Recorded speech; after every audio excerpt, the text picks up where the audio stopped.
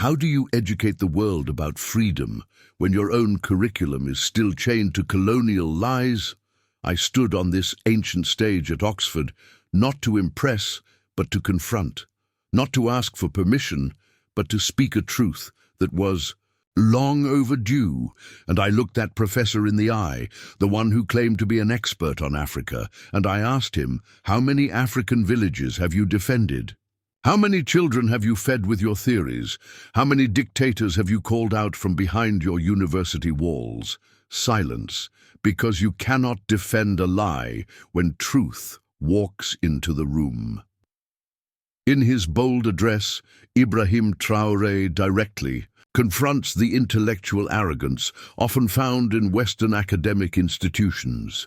He takes aim at professors and scholars who claim to be experts on Africa, yet have never set foot in the villages, the conflict zones, or the farms where the real African story unfolds. This key moment in his speech exposes a deep hypocrisy, where individuals build entire careers on African suffering, writing research papers and delivering lectures, while staying comfortably detached from the consequences of the policies they theorize about.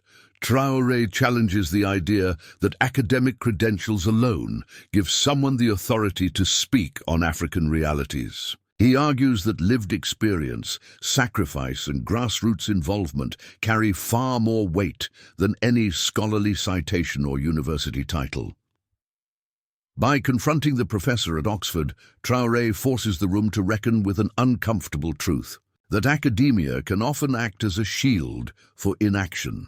Behind the polished language of development theory and humanitarian frameworks, many Western intellectuals have become spectators of injustice, not agents of change. They study Africa like a case study, reducing its people to numbers, its crises to trends, and its history to footnotes. Traoré exposes how this approach dehumanizes Africans and sustains a paternalistic attitude that positions the West as the savior and Africa as the passive recipient of aid or wisdom. What makes his challenge so powerful is its simplicity and moral clarity. He doesn't rely on academic jargon. Instead, he asks the professor direct, piercing questions. How many villages have you defended? How many dictators have you stood up against? These questions strip away the protective layers of academia and reveal the uncomfortable gap between theory and practice. The implication is clear. True knowledge of Africa cannot be acquired from a distance. It must be earned through solidarity, through presence, and through struggle. In that brief confrontation, Traoré shifts the power dynamic in the room.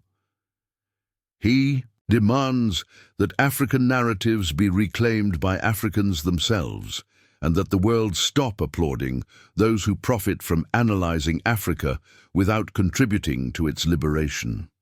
His words remind everyone listening that titles and institutions do not make one righteous, actions do. And in that moment, the professor's silence became louder than any argument he could make. Ibrahim Traoré's speech strikes at the heart of a long-standing issue: the way Western educational institutions continue to uphold colonial narratives within their curriculum. He points out that despite claims of progress and decolonization, many universities still teach history from a Eurocentric lens that glorifies colonization and marginalizes African agency. The textbooks, lectures, and historical frameworks often present the colonizers as bearers of civilization, while portraying Africa as a blank slate waiting to be enlightened. Traoré challenges this deeply rooted distortion, asserting that such narratives are not only outdated but harmful. They keep Africa chained to a past defined by others.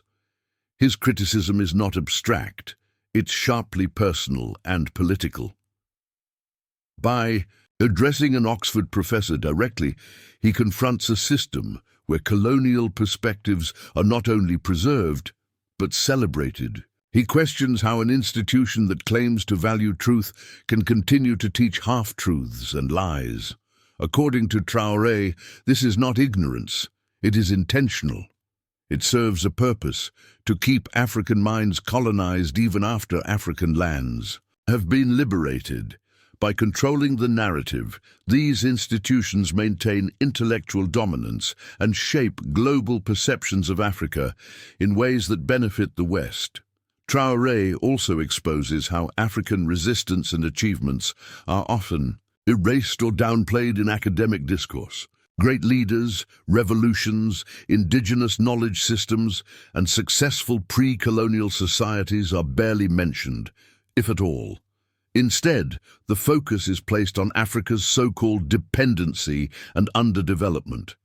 This selective storytelling robs African youth of their heritage and pride while reinforcing a narrative of inferiority.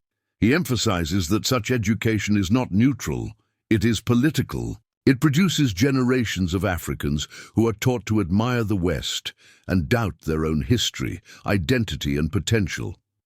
By calling out these narratives, Traoré isn't just seeking revision, he is demanding a revolution in how Africa is taught and understood.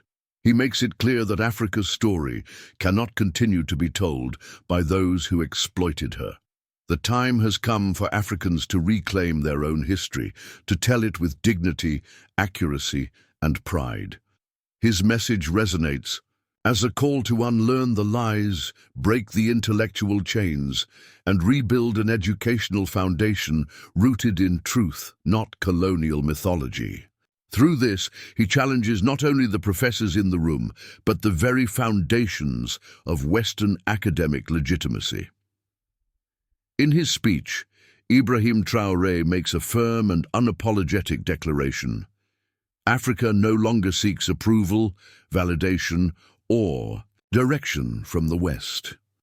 He emphasizes that true sovereignty cannot exist as long as foreign powers continue to influence, manipulate, or dictate the political and economic affairs of African nations. His words reject the illusion of independence, exposing how many African states still operate under neo-colonial arrangements, where decisions are made to please donors, international institutions, or former colonial powers rather than to serve their own people. Traoré makes it clear that sovereignty is not just about having a flag or a seat at the United Nations. It's about making decisions without foreign coercion. He points to the continued presence of foreign military forces on African soil, the control of African economies through external loans and structural adjustment programs, and the heavy dependence on imported goods and ideas. These are, in his view, signs that Africa's freedom is still incomplete. While African nations may appear independent on paper, in reality, many remain shackled by economic dependency and political pressure from powerful foreign interests. His confrontation is aimed not just at Western governments, but also at international institutions that claim to support development while maintaining systems of control. Traoré argues that when policy decisions are shaped to satisfy the World Bank or IMF rather than local communities, sovereignty is compromised. When leaders fear upsetting foreign investors more than failing their own citizens, sovereignty becomes overside. He urges African countries to stop asking for permission to defend their interests, build their economies, or protect their cultures. Instead, he insists that they must be bold enough to walk their own path, even if it means standing alone. This message resonates particularly with young Africans, many of whom feel disillusioned with leaders who seem to serve foreign powers more than their own people. Traoré taps into a growing demand for self-reliance, accountability, and dignity. He calls for an Africa that no longer begs, but builds, that no longer imitates, but innovates, that no longer follows, but leads. His vision of sovereignty is fierce and uncompromising, grounded in the belief that freedom means nothing if it is filtered through foreign interests. In those 10 minutes, he doesn't just criticize the status quo, he dares to imagine a future where Africa truly belongs to Africans. Ibrahim Traore challenges the idea that Western political and economic models are the only valid path to progress. In his speech, he strongly asserts that Africa had its own systems of governance, conflict resolution, and communal organization, long before colonial borders and foreign constitutions were imposed. He makes it clear that the notion of bringing democracy to Africa is based on a false assumption that the continent was politically primitive and needed saving. Traoré argues that this belief is not only disrespectful but also historically inaccurate. He reminds the audience that African societies once operated with deep-rooted values of consensus, justice, and community leadership. Elders held respected roles, village assemblies allowed for inclusive decision-making, and systems of accountability were culturally embedded. These weren't perfect, but neither are the imported systems that replace them. Traoré points out that many of these indigenous systems were far more participatory and less corrupt than the so-called democratic structures transplanted from the West. Yet colonial rule dismantled them and labeled them backwards, replacing them with foreign institutions that were never designed for African realities. By rejecting the blind adoption of Western democracy, Traoré is not arguing against principles like freedom or justice. He is saying that democracy must grow from the soil of the people it is meant to serve. A model that works in one context may fail in another if it doesn't respect local cultures, values, and histories. He criticizes how Western powers often pressure African governments to follow a specific political blueprint while ignoring whether it genuinely empowers the people. Elections become rituals with no real choice, while external powers continue to influence outcomes behind the scenes. Traoré's words are also a warning against intellectual dependency. He urges Africans to stop viewing foreign systems as inherently superior and to begin valuing their own heritage as a source of strength and wisdom. Instead of copying Western models, he calls for the development of uniquely African forms of governance and progress, systems that reflect the continent's own values and priorities. Through this message, he offers a vision of political and cultural self-confidence. Africa, he insists, does not need to fit into someone else's mold. It needs to rediscover and refine its own. In reclaiming traditional knowledge and rejecting imposed systems, Africans can shape a future that is both authentic and sovereign. In his powerful speech, Ibrahim Traore delivers an unflinching demand for justice in the form of reparations and accountability. He calls out the ongoing economic and cultural theft from Africa, pointing directly at the nations and institutions that continue to benefit from the continent's exploitation. Traoré doesn't speak in vague terms. He names the injustices with clarity.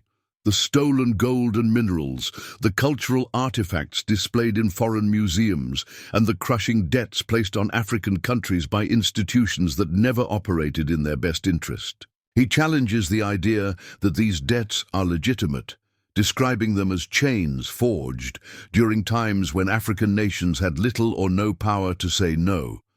Traoré argues that if the West truly cared about justice, it would not be offering loans. With harsh conditions, it would be returning what it stole. He highlights the fact that many African countries are rich in resources but remain poor in development, a contradiction that can only be explained by centuries of systematic extraction. The wealth of the West, he suggests, was built not just through innovation or industry, but also through colonization, slavery, and economic manipulation. This wealth did not disappear. It merely changed form, hidden now behind trade deals, corporate interests, and international financial institutions. Also demands the return of African identity and dignity through the repatriation of cultural treasures. These are not just pieces of history, he explains. They are symbols of pride, memory, and identity that were ripped away during the colonial period and remain in foreign possession as trophies of conquest. By keeping these artifacts Western, Institutions continue to act as if Africa's past belongs to them. In Traoré's view, asking for these returns is not begging, it is a rightful demand. His call for accountability extends to African leaders as well, urging them to stop participating in systems that weaken their people in exchange for personal or political gain. True justice, he says, will not come through handouts or symbolic gestures. It must be structural, bold, and honest. This message resonates deeply because it reframes Africa not as a continent in need of aid, but as one owed a massive historical debt. Traoré's voice becomes a rallying cry, not just for compensation, but for recognition, dignity, and the righting of centuries-old wrongs that continue to affect the present. Ibrahim Traore concludes his speech with a powerful and inspiring message directed at African youth, emphasizing that the future of the continent must be defined by its own people. He rejects the idea that Africa needs foreign saviors or outside direction to determine its destiny. Instead, he places the responsibility and the power firmly in the hands of the younger generation. Traoré speaks directly to the millions of young Africans who have grown up in systems shaped by colonial legacies, foreign influence, and internal corruption, telling them that they are not victims of history, they are the authors of what comes. Next, his words challenge a mindset that has been cultivated through decades of dependency.